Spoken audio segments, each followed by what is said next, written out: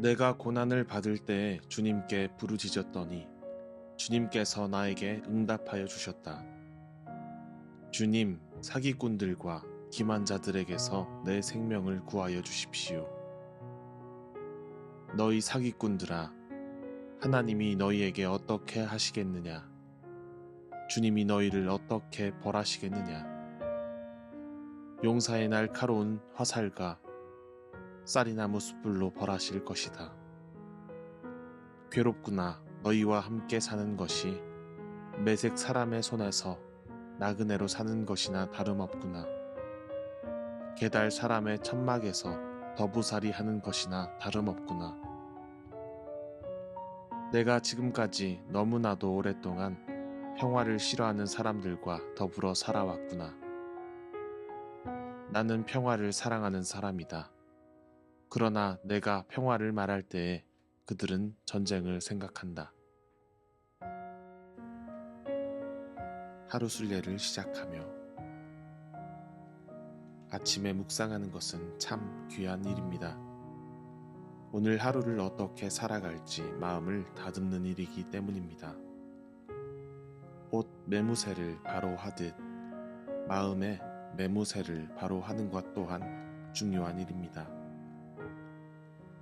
우리가 살아내는 세상은 하나님의 선한 세계를 선물처럼 드러내어 보이지만 또한 이따금 잠깐 방심하면 광풍처럼 마음을 휩쓸어가는 곳이기도 하기 때문입니다. 방심할 것은 어느 순간에나 어느 공간에나 있습니다. 그래서 우리 마음의 순례는 우리 마음이 눈을 뜬 순간부터 시작됩니다.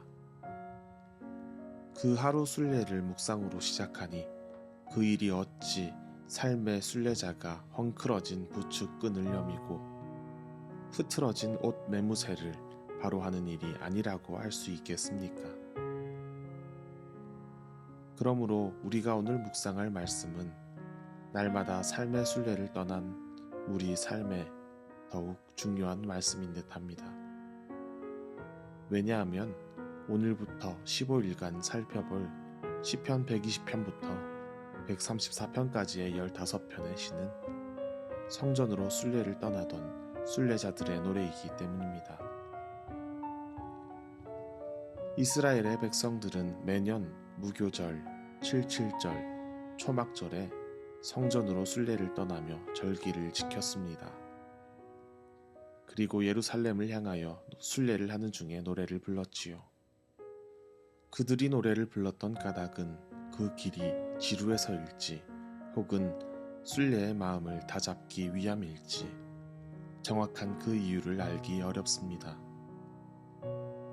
그러나 이 노래를 통해 우리가 분명히 알 수 있는 것은 순례의 길에는 비단 좋은 것들만 있는 것이 아니라는 사실이죠. 성전으로 올라가는 길, 노래를 부르는 순례자는 평화를 사랑하는 사람입니다.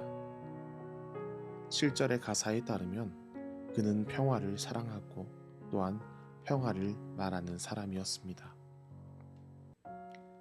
그러나 이 순례자가 나아가는 길에는 평화를 해치는 것들이 너무나도 많습니다.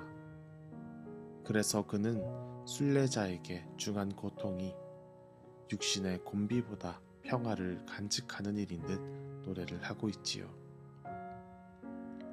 그에게 길은 어떤 곳이었을까요? 화자는 5절에서 이렇게 노래합니다. 괴롭구나. 너희와 함께 사는 것이 매색 사람의 손에서 나그네로 사는 것이나 다름없구나. 게달 사람의 천막에서 더부살이 하는 것이나 다름없구나. 매색은 팔레스타인의 북쪽에 위치한 민족이고 게달은 이스마엘의 후손으로 아라비안 반도를 누비며 약탈을 일삼던 민족이었습니다. 두 민족에게 하나의 공통점이 있다면 모두 호전적이고 폭력적이라는 특징을 갖고 있지요. 그렇습니다. 순례자가 가는 길은 전쟁과 폭력과 약탈과 더부살이 하는 듯 평화와 생명의 마음을 지키기 어려운 길이었습니다. 순례자의 삶은 꼭 일상의 피곤보다 평화를 간직하는 것이 더 어려운 우리 그리스도인의 일상과 닮았습니다. 우리가 살아가는 세상도 순례자의 길처럼 고통으로 가득합니다. 그렇다면 우리는 이 고통스러운 세상에서 마음을 어떻게 지켜야 할까요? 사실 마음을 지키기 위해 우리가 응시해야 할 문제는 고통 그 자체가 아닐 것입니다.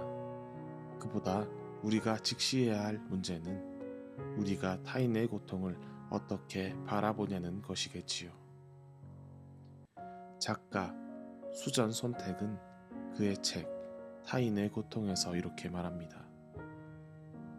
사람들은 어느새 타인의 고통을 이미지로 삼아 대상화시키고 말았다. 그래서 타인의 고통을 자신과 연관된 어떤 이의 아픔이 아닌 그저 여러 스펙타클의 일부로 삼아 자극적이고 잔혹한 전쟁의 장면을 구경거리로 삼곤 한다. 그렇습니다. 우리가 살아가는 세상은 사람이 쉽사리 마음을 포기할 수 있을 만큼 매끈하지만 또한 안방에서 안전하게 즐길 수 있는 고통을 소비하는 세상입니다. 그리고 구경거리로 전락한 고통의 이미지가 이토록 즐비한 까닭은 렌즈 뒤에 숨어있는 수많은 눈들 때문이겠지요. 지금 내가 가진 안전을 누리기 위해 렌즈 앞에 있는 고통의 자리로 기꺼이 나아갑니다. 또 한 명의 목격자가 되기를 자처하며 고통의 자리를 구경합니다. 그리고 그저 비겁한 연민으로 타인의 고통과 나의 무관한 안전한 삶을 유지할 뿐입니다. 타인의 고통으로 나의 안전함을 확인하는 일, 연민함으로써 나와 무관한 삶을 구경하는 일, 이것이 기만자의 일이 아니고서야 무엇이겠습니까? 순례의 길을 가는 시편의 화자는 말합니다. 주님, 사기꾼들과 기만자들에게서 내 생명을 구하여 주십시오. 우리는 숱한 폭력과 고통의 이미지 속에서 살아갑니다. 그러나 여러분, 그것은 안전함의 문을 잠그는 것이 결코 아닐 것입니다. 기독교 변증론가인 C.S. 루이스가 말했다지요. 지옥의 문은 안에서 잠겨 있다고요. 연민과 평안을 누리기 위해 고통을 소비하는 것은 안전함의 문이 아닌 지옥의 문을 안에서 닫는 일입니다. 하나님으로부터 말미암은 세상의 고통에 참여하지 못하는 것, 곧 하나님의 고통에 참여하지 못하는 것은 우리가 스스로 지옥을 만들어가는 일인 것이죠. 여러분, 우리는 평화를 싫어하는 이들과 세상을 살아갑니다. 하루의 순례를 시작하는 여러분, 또한 일상의 길을 묵묵히 걷는 여러분, 그러나 우리가 세상과 더부살이하는 중에 우리가 어느새 그들의 일에 동참하지 않았나? 이 하루 우리가 순례자로 떠나 어느샌가 기만자가 되지 않았나 돌아봅시다.